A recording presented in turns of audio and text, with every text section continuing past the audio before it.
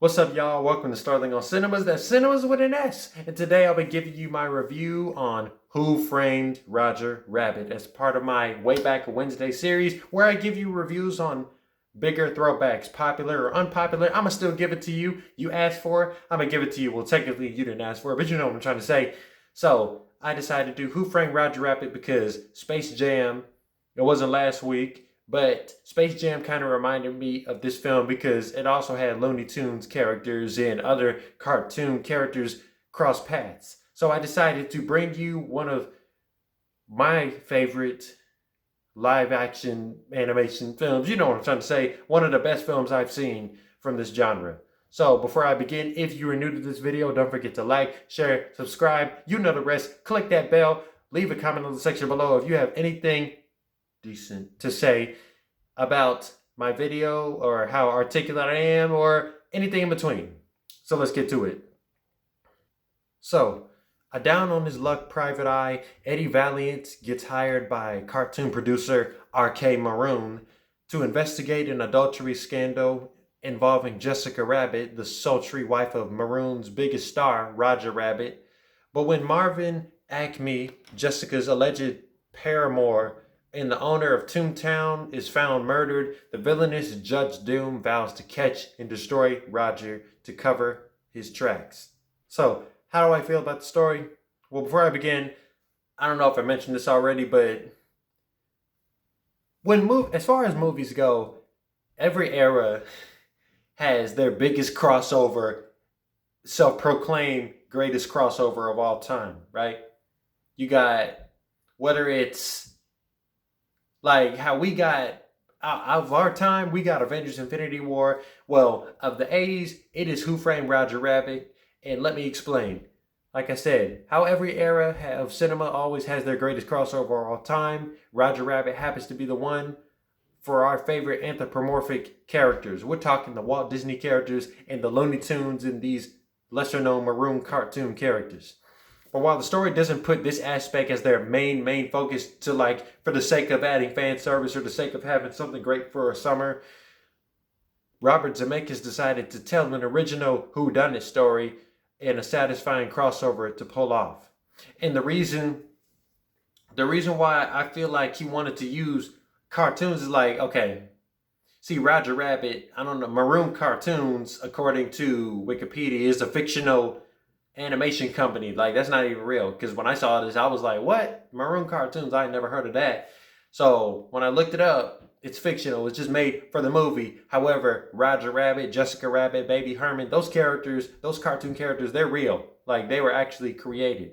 So every Roger Rabbit short starts with who blank blank to Roger Rabbit. So I guess Zemeckis decided to make a tale, a whodunit tale, but one where cartoon characters would coexist with humans, called Who Framed Roger Rabbit. So it's a classic whodunit story where they make a cartoon character the prime suspect. It is a very delightful story and a satisfying crossover to pull off. I honestly cannot imagine how many copyrights the studio had to go through to feature a whole lot of animated faces that we know and love.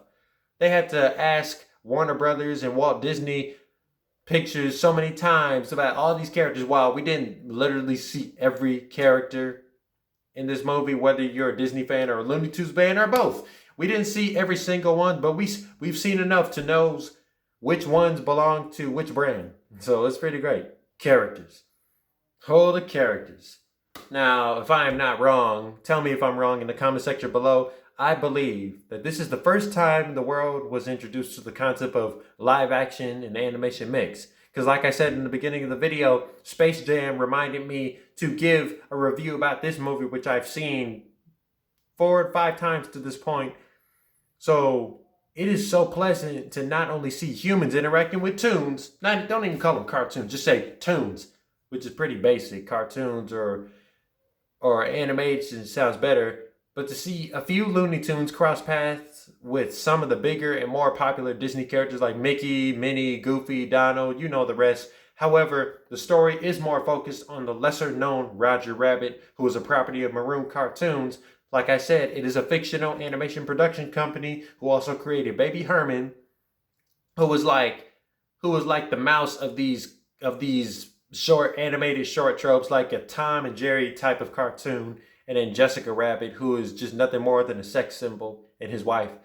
The character of Eddie Valiant is somebody who has extreme animosity for Toons ever since his brother got killed by one. And y'all know how Toons be when they try to kill somebody, they get rough, it gets ugly. They always bring out the big guns, literally. They always bring out the giant weapons, or they always bring something heavy like a safe or an anvil.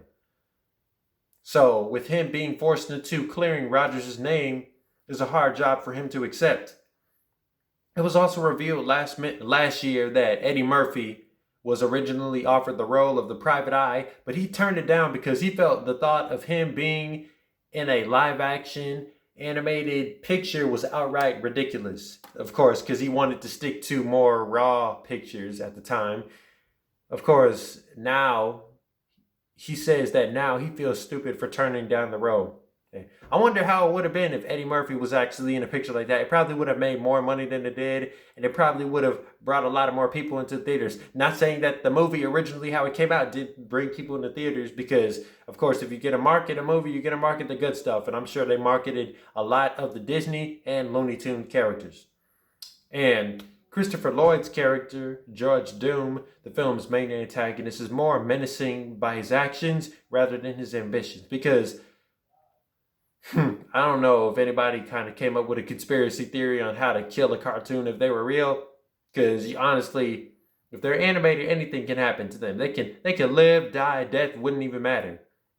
So he became the first person to come up with a solution to permanently murder animated characters, death by acid. Rotten Tomatoes gives Who Framed Roger Rabbit a 97% score. Who Framed Roger Rabbit is certainly one for the ages. It's timeless. With its outstanding visuals, crowd-pleasing fan service, come on, who doesn't like Dumbo randomly flying over the characters from a Maroon cartoon, or who doesn't want to see Bugs Bunny and Mickey Mouse skydiving together side by side in a nice and original story? So for that, I would give it 8.8 SOs out of 10, because while it was an enjoyable film, it wasn't excellent, but it was great. It was very good.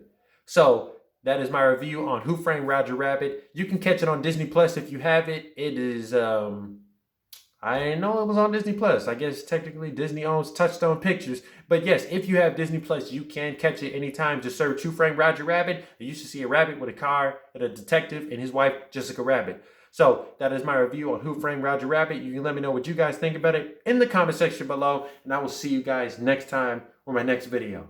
Bye.